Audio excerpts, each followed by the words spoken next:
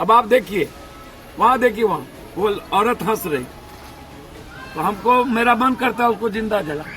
क्या करें हम पप्पू यादव से अब बात करें, क्योंकि उसकी बेटी पर असर नहीं पड़ा। सबसे ज्यादा पौर नेता देखता है, सिस्टम देखती है, वही बताएगा। सर यदि मैं गलत हूँ तो हम तो किसी की बेटी के घर में डूब जाएंगे। हम यदि पप्पू यादव की बेटी होती तो वो जबरदस्ती राजा सिंह हिच के ले जाते। के जबरदस्ती ले जाना, माँ अपने आंख से देख ली, उसके बाद उसका घर जिंदा है, उसको तो जला देना चाहिए था। सीधा घेर के समाज को जिंदा जला देना चाहिए था। उस घर को, उस परिवार को निकाल के बाहर। अब सोसाइटी के कारण ऐसी घटना का मनोबल बढ़ा। 90% यूथ एसमैक्स, कोरेक्स, वाइटनर, सॉल्यूशन, ड्रग्स इसका सेवन कर रहे हैं। माँ बाप रोक नहीं रहा है। तो जब ड्रग्स और एसमैक्स का, कोरेक्स का आप सेवन करिएगा और फिर बैठ के पॉर्न देखिएगा तो आप क्या करिए? सोसाइटी यहां भी नहीं है। इंडिया में सबसे ज्यादा एसमैक्स, कोरेक्स बिकने वाला, ड्रग्स बिकने वाला स्टेट हो गया बिहार, और सबसे ज्यादा दुनिया में पॉर्न देखने वाला इंडिया, और इंडिया में भी सबसे ज्यादा पॉर्न देखने वाला बिहार, और सोसाइटी चुप।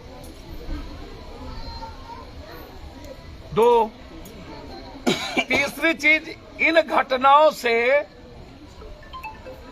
बड़े लोगों पर, एमएलए, एमपी, मंत्री, संतरी और सियासत पर कोई असर नहीं पड़ता। ये रोजमर्रे की रूटीन है। जो मीडिया ट्रायल होता है वो थोड़े देर के लिए वो बात जीवित हो जाता। चौथी चीज, थाना जो है वो ऐसे केस को इंडोर्स नहीं करती, क्योंकि बलात्कार और डकैती थाना प्रभारी के लिए। अब आप देखिए वहाँ वो औरत हंस रही, तो हमको मेरा मन करता है उसको जिंदा जला। क्या करें हम पप्पू यादव से अब बात करें, क्योंकि उसकी बेटी पर असर नहीं पड़ा। यदि पप्पू यादव से पूछिएगा ना, सर मैं इस समाज को नरभक्षी की तरह चला दूं, आप हमसे मत पूछिए।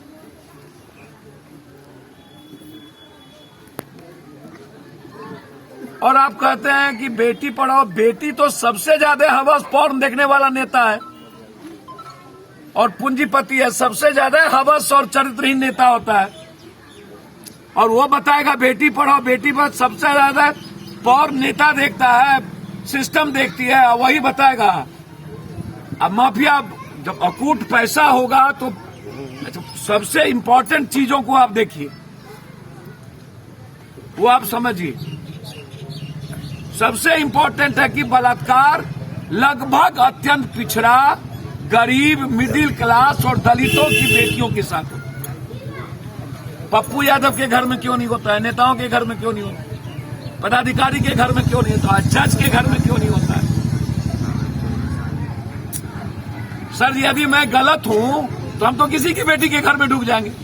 हम यदि पप्पू यादव की बेटी होती तो वो जबरदस्ती राजा सिंह हिच के ले जाते।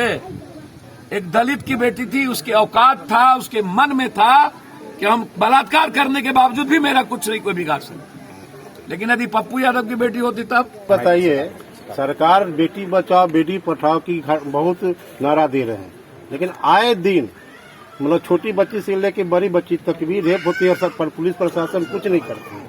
इसके बारे में आप क्या कहना चाहिए? अच्छा एक बात बताइए, बेटी पढ़ाओ बेटी बचाओ, इस हिंदुस्तान में सबसे ज्यादा बलात्कार की घटना मेट्रो सिटी में। दिल्ली में सरकार बदल गई, बलात्कार की घटना बढ़ी, निर्भया याद हो, और उससे 33-34% बलात्कार की घटना रेट और बढ़ गया दिल्ली। जितनी बड़ी शहर है वहां उतना ज्यादा बलात्कार। गांव में तो कंप्रोमाइज हो जाता है बलात्कार पे। अब हमको कई लोगों ने फोन किया, तो मैं धन्यवाद दूंगा गिरीश जी के भगने को, उसने हमको खबर की। बलात्कार की घटना, अभी एक बच्ची को मार दिया विभूतिपुर। बस लड़के को आप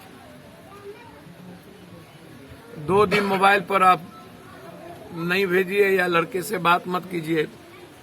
घटना तो डेली की आप देखिएगा। मैं 3-4 बात इसमें कहना चाहूंगा।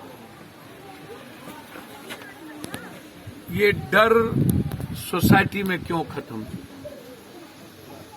समाज बिल्कुल जाति में बट गया, धर्म मजहब में बट गया। सारे माफिया, बेईमान, दलाल और सिस्टम को स्थापित करने का काम जनता करती है, समझे? क्योंकि उसको जाति चाहिए, धर्म मजहब चाहिए, भगवान चाहिए, पैसा चाहिए।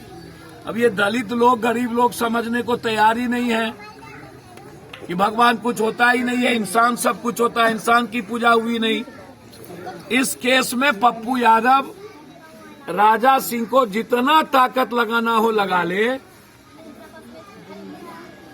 मैं अपनी बेटी के तरह ही किसी केस को हैंडल करता हूं, जात कोई हो, धर्म कोई हो, बेटी बेटी है, कोई कंप्रोमाइज नहीं होगा, लड़ाई आर पार होगी। आप बेफिक्र रहे, जो या परिवार हमसे न्याय चाहेगा वो हम मिलेंगे। और मैं धन्यवाद उसके भाई को दूंगा कि इन्होंने हिम्मत दिखाई, कंप्रोमाइज इन्होंने नहीं किया। इससे बड़ा धन्यवाद कुछ नहीं होता।